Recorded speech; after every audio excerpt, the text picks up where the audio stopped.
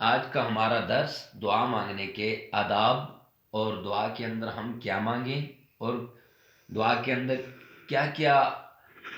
مانگیں اور دعا کے اندر کن الفاظ سے ہم اپنے رب سے مانگیں تو اللہ رب العزت ہماری دعا کو قبول کرتے ہیں۔ سب سے پہلے سورہ بقرہ قرآن پاک کی آیت ہے، سورہ بقرہ آیت نمبر 186، وَإِذَا سَأَلَكَ عِبَادِي عَنِّي فَإِنِّي قَرِيبٌ۔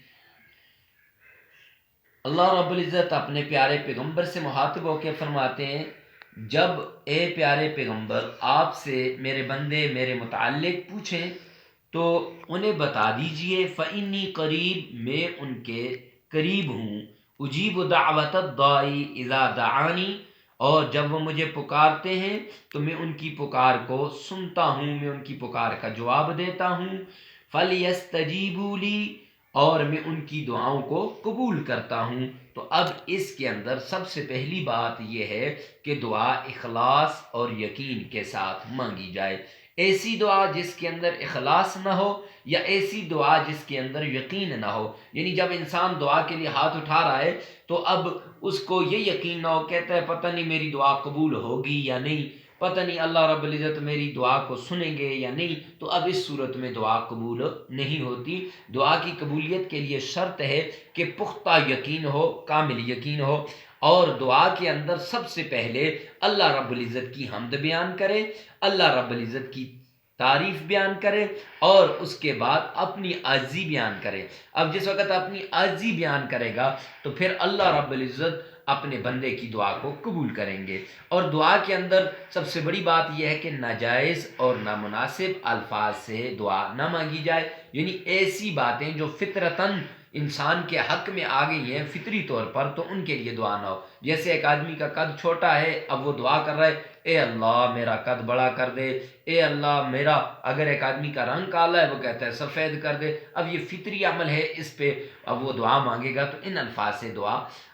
مانگنا ٹھیک نہیں ہے۔ جب انسان گناہ کرتا ہے تو گناہ سے توبہ کے لیے اب وہ اپنے لیے دعا مانگتا ہے، اللہ میرے گناہوں کو معاف فرما دے، یا پھر اپنی کاروبار میں ترقی کے لیے، اپنی اولاد کے لیے، اپنے بہت سارے جتنی بھی معاملات ہیں، تو فرمایا ان تمام معاملات کے لیے اپنے رب سے مانگتا ہے۔ کیوں؟ حدیث پاک کے اندر آتا ہے الدعاء مخ العبادہ، دعا عبادت کا مغز ہے۔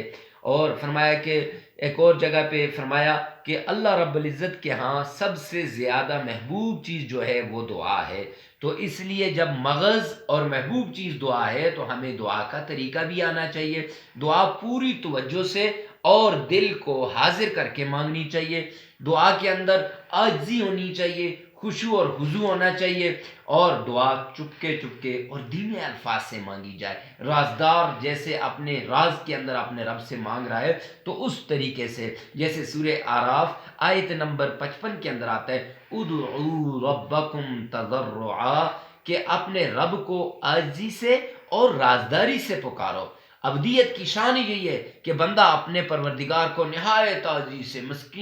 مسکینیت سے اور گڑ گڑا کر اپنے رب کو پکار رہا ہے، اور اپنے تمام جذبات کو، احساسات کو اور سارے اعضاء کو اس کے حضور جھکا کر اپنے رب سے مانگتا ہے، تو پھر اللہ رب العزت اسے عطا کرتے ہیں۔ ایک اور مقام پہ آتا ہے سورہ مریم آیت نمبر 3 کے اندر آتا ہے اذ نادا ربہ نداء خفیہ، کہ اے میرے بندے، جب بھی اذ نادا، جب اس نے اپنے رب کو چپکے چپکے سے پکارا، تو اب اس کے اندر بھی ہے کہ رازداری سے دعا مانگی جائے، چپکے چپکے سے اور دھیمے الفاظ سے، اور اس کے ساتھ یہ ہے کہ اچھے کام کے لیے دعا مانگی جائے، اور دعا کے اندر جب انسان اخلاص پیدا کرے گا اور یقین سے مانگے گا تو اللہ رب العزت اس کی دعا کو قبول کریں گے۔ لہٰذا میرے بھائیوں، یہ دعا کا شرعی طریقہ ہے، صحیح طریقہ ہے۔ اس طریقے سے جب بھی انسان دعا مانگے گا تو اس کی دعا کبھی ریجیکٹ نہیں ہوگی، اللہ رب العزت اس کی دعا کو ضرور قبول کریں گے۔ اللہ رب العزت سے دعا ہے کہ اللہ ہمیں صحیح طریقے سے شریعت پر عمل کرنے والا بنائے۔ وآخر دعوانا ان الحمد للہ رب العالمین۔